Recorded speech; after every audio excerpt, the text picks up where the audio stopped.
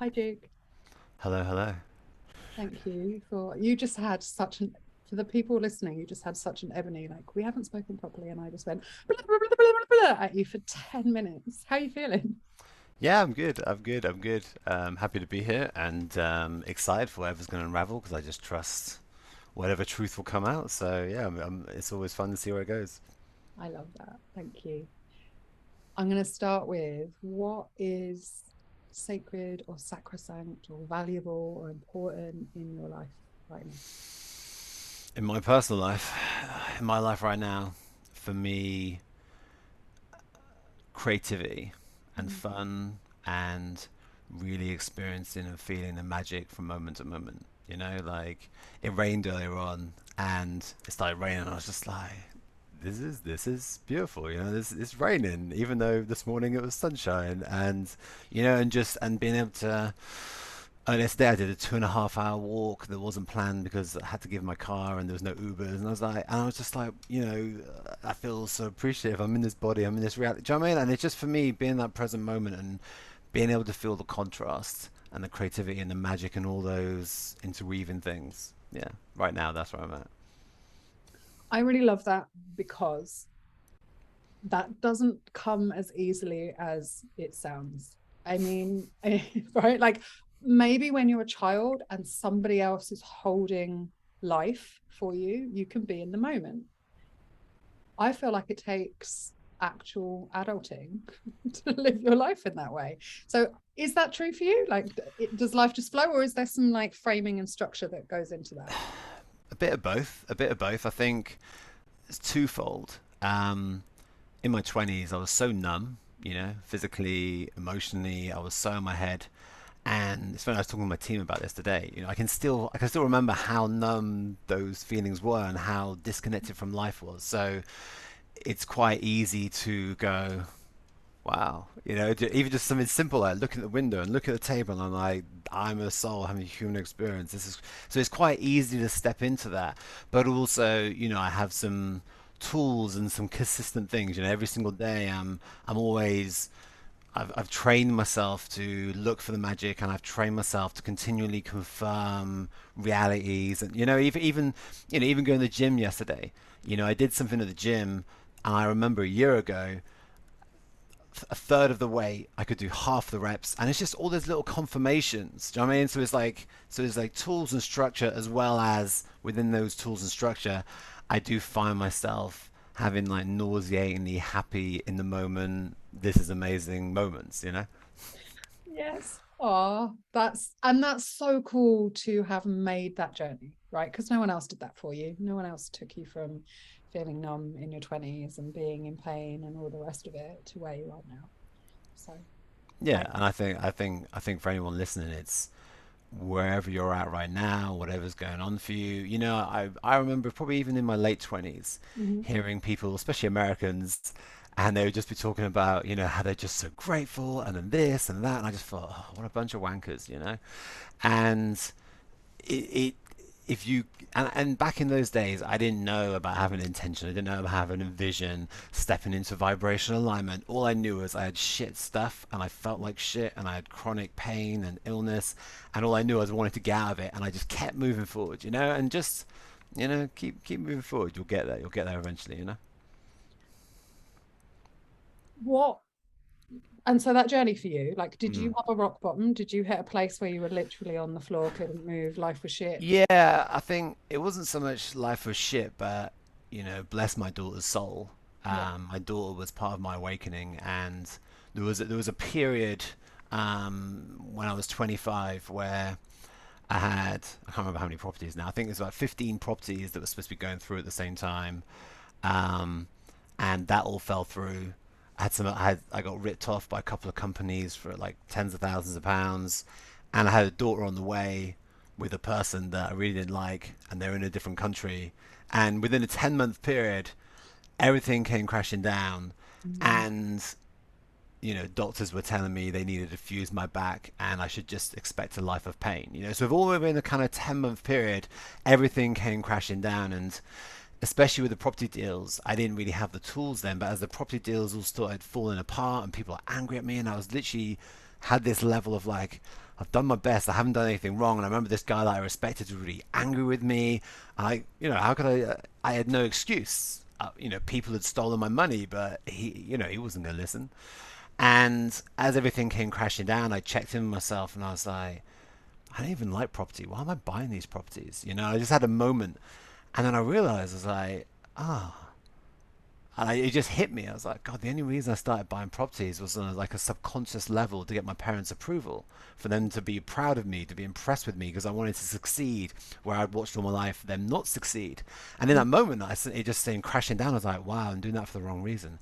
Okay. And that was probably, the start of my awakening. And then when my daughter came along, everyone was telling me, when you have a child, completely changes the game. And I kind of, from my judgment, looked at the kind of lowest ebb of civilization. I knew these guys who, jack the lads, sleeping around. That's all they cared about, and they were telling me, the first time you hold your child, your life completely changes. You feel all these feelings. After that, your priorities change. And I had a level of ideology that, okay, I don't feel anything right now, but I don't know what's coming. But once my daughter comes into this world, there's going to be there's going to be a shift.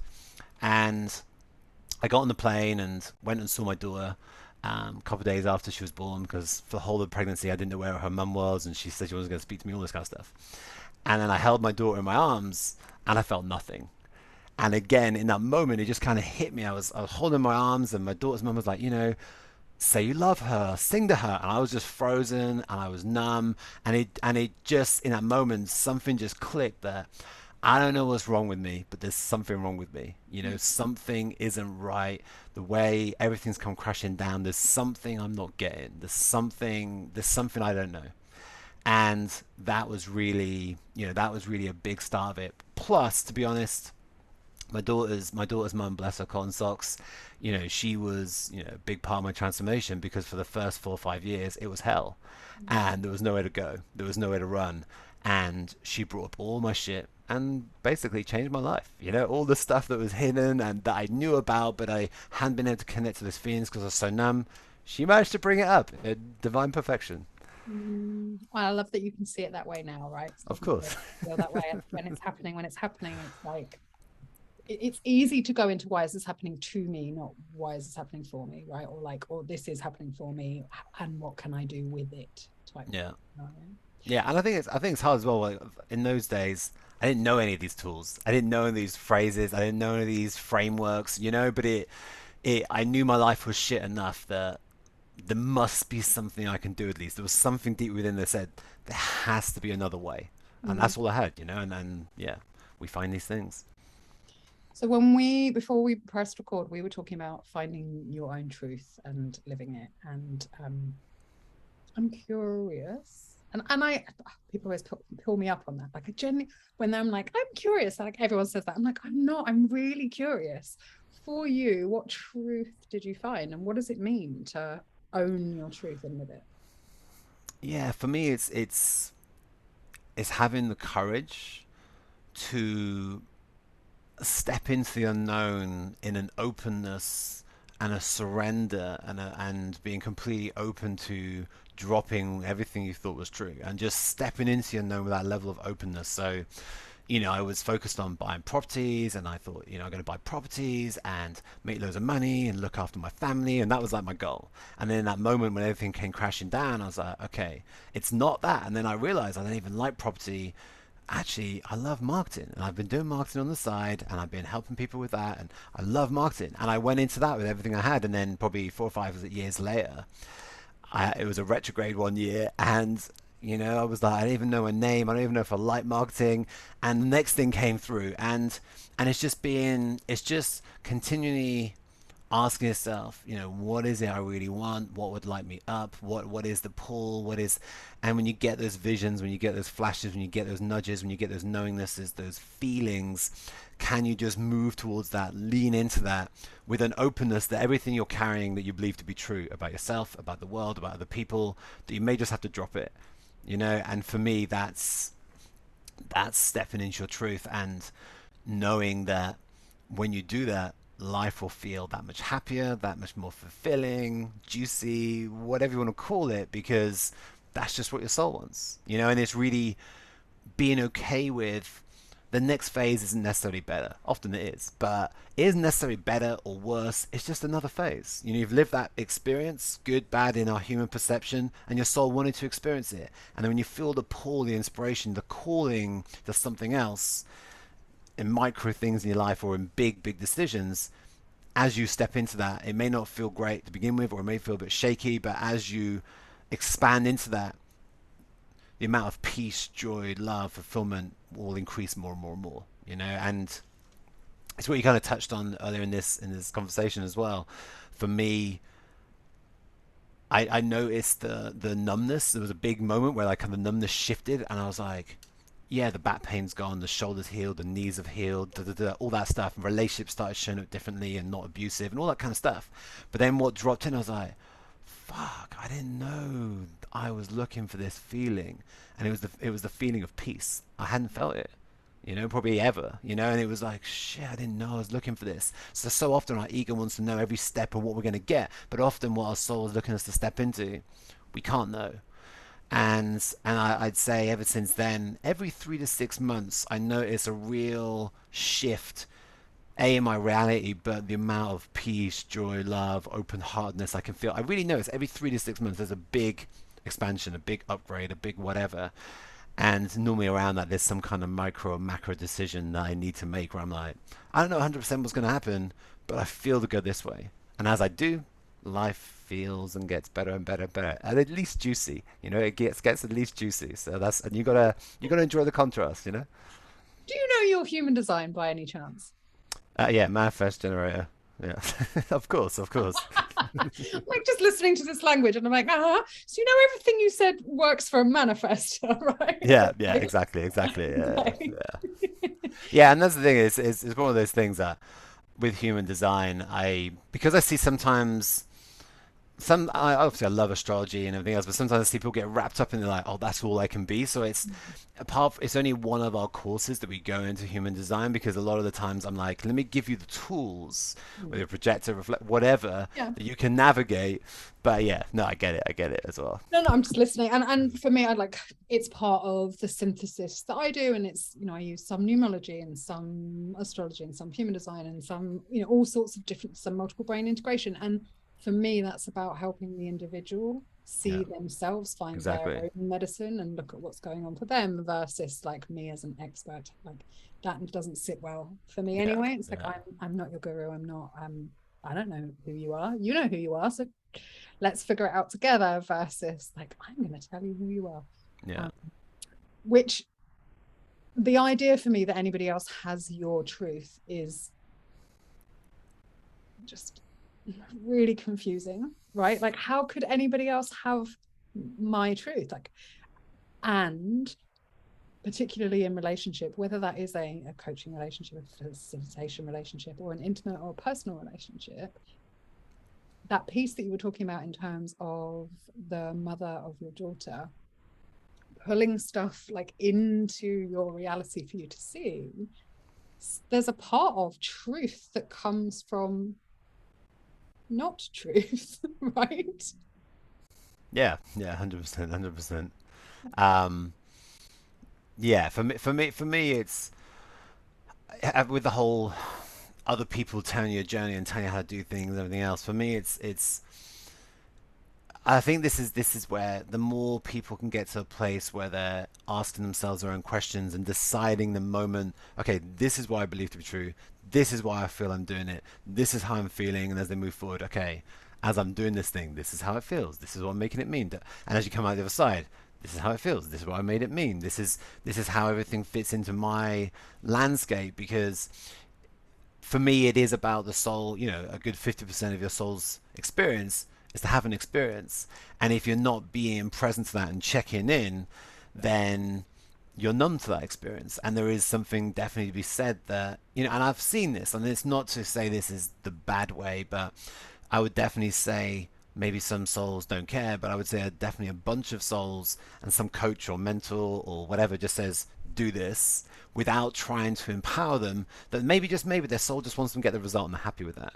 But I know me, you, and plenty of other souls, our soul wouldn't be happy with that. Our soul wants to get a level of embodiment, a level of integration, a level of, okay, this is me in this experience, and really navigating that. And I feel that's sometimes where sometimes the message that is lost, the whole access in your own truth, people haven't spent enough time actually really checking in with that, that when they take on these ideas and ways of doing things, they're still numb to themselves, and as a result don't fully experience, and as a result maybe then the life doesn't change because it's just repeating over and over and over.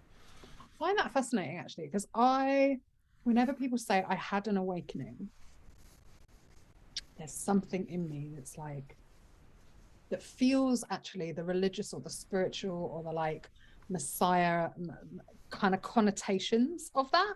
Mm-hmm. But when I hear you say it, and when I feel into what we're talking about here, it's an awakening to self, right? Like it's an awakening to it, at least in my journey, my embodied wisdom, right? Like for such a long time I thought of myself as embodied, right? I was drinking green juice and going to yoga. But the separation between the wisdom of my belly and my heart and my womb and what I'm allowed that to mean, and like as wisdom was coming up, which I now have the knowledge to understand, but at that point it like got to a certain point and I was like, I'm not available for that truth, right? So I'm curious whether there is like whether in your experience there are times when people are just not available for their own truth, the truth, like it's just too much, or like Yeah, whether we can awaken and then shut down again. Like how do you see that? I I I believe in my core. I believe in my core personally, and I'm not saying this is 100% right, but in my core, I believe deep down, if soul really wants to change your experience, it will change your experience. The same way, someone can be abused, and as a result, they're completely separated from sex, and it's an evil thing and a bad thing. And then someone could be abused, and as a result, they've more access to it and more free, and they've done the growth, and they realize a lot of things. And for me, like, what is that? What is that difference? You can have two same experiences, completely different results. That's soul. That's the encoding. That's the programs that if this happens, then this result. And it's all preordained. And for me, when I think about some of my experiences, and really some of like really intense experiences, fuck ups, whatever you want to call it, and I from a professional point of view, I've now learned from that massively. And if I've got a client or someone in one of my courses, or even someone I just meet in a some other vortex or whatever, my professional opinion would be like, from experience, okay, be aware of this and this and this and this. And but I really look back and I'm like, oh, what got me through some of those situations? Because some of them were close calls. Some of them, near death and close calls and really hairy and really like, well, I was way out of my depth. How did I get through that with no help, no mentorship, no guidance? And but then I look back and I'm like, well, yeah, it grew me like crazy, and I wouldn't recommend it to anyone. But at the same time, if someone's soul has got that about them that takes them into those situations, I truly believe you'll only get what you can handle. And if it's not what you can handle, let's just say someone ends up being psychotic for the rest of their life. I believe that that's the experience their soul was looking for in this lifetime, and there was a moment, and maybe we'll repeat this lesson again next lifetime. Who knows? Do you know what I mean? But to me, it's that's the difference. And there's no, so that for me is, some people like, have to take baby steps and train for 15 years, and I'm like, it's just not always the case. I know that. I know it myself, and I've seen it other people. But at the same time, there's a certain level of reverence and honor, and do you know what I mean? So it's really, to me, there's no black and white hard and fast rule for everyone. But if you're continually getting more and more empowered in your questioning and your awareness, and you feel a pull towards something, truly, for me, truly trust that, you going for it, basically, And I and think we don't always, like people often say to me, like, you're so courageous, you're so bold, you do so much in your life, right? And I'm like, why doesn't that sit right with me? And it took me a really long time. I'm like, oh, I'm not. I just don't see the consequences. I have to go put my finger in hot shit to work out it's hot. And sometime, and I only do stuff that's interesting or exciting to me. I don't go and do stuff that isn't interesting or exciting. There's a level of reverence and magic and curiosity that drives me forward. And it isn't necessarily that I'm really brave or that I'm, like pulling myself. I just don't see the outcome. Like, I don't think far enough ahead of like what might happen in this scenario because I don't want to talk myself out of it. And does that make sense? Yeah, 100%. And I think, as you know, 99% of the people who are successful and change the planet, do before they think on some level. Not all the time, but on some level they're willing to go, fuck it, step into the unknown and go for it. Yeah. And yeah, like, I definitely, I respect people, let's just say, in the world of spirituality who are like, you should do it for this amount of time and this safety protocol and everything else. But I've just seen my own experience and lots of others, things can be done faster. Things can be, and I think, times They are can. changing I think energetically. they can be done faster. I also think that we're in a really interesting time in terms of power dynamics, of people taking back their power, empowering themselves, understanding what power is in the first place, understanding influence, like how we interrelate. And I see people trying to do things faster because they're seeing other people do things faster and overriding their own sense of enough now. Yeah, And signaling. Yeah, similarly, I see other people who are like going super slow because I'm not ready, because I'm not ready, because I'm not ready, because they're not willing to like yeah. feel something different, right? But that's where this again. That's where the self-awareness, asking questions, really in your own self. What are you making it mean? How are you feeling? And that presence, and checking in. So if you're not taking action, you know why. If you're taking action without being an embodiment or even having any kind of truth to it, then you know why. And it's that's the yeah that's the game. So to speak. Yeah. Okay. I like this conversation. I am going to wrap it up because I feel like it's been interesting for people and they are going to want to come and find out more about you and what you do and what these courses are and how they can come and learn more about themselves. So if they are interested, where should they come? Where's the best place to find you? Dukesayer.com, DUKESAYER. And yeah, check me out on Facebook, same name, Duke Sayer. Look me up. We do free 5-day challenges and weekend workshops and masterclasses, free Facebook group, Sacred Energy Mastery as well. Lots of things going on in there. And yeah, if you want to learn how to heal, how to coach, build your business, and really master the energetics of things, just come seek me out, come ask questions, come get in our network, and yeah, just loads of amazing souls, hanging out and doing good things. Ace. I will put all the links in so that's really easy. We are going to carry on this conversation in the green room after hours section. I'm going to ask you about uncomfortable stuff and some of your biggest fuck ups. How do you feel about that? Go for it. Okay. Anything else you want to add before I end this bit? No, go for it. Go for it. I'm excited. This is awesome. I love it.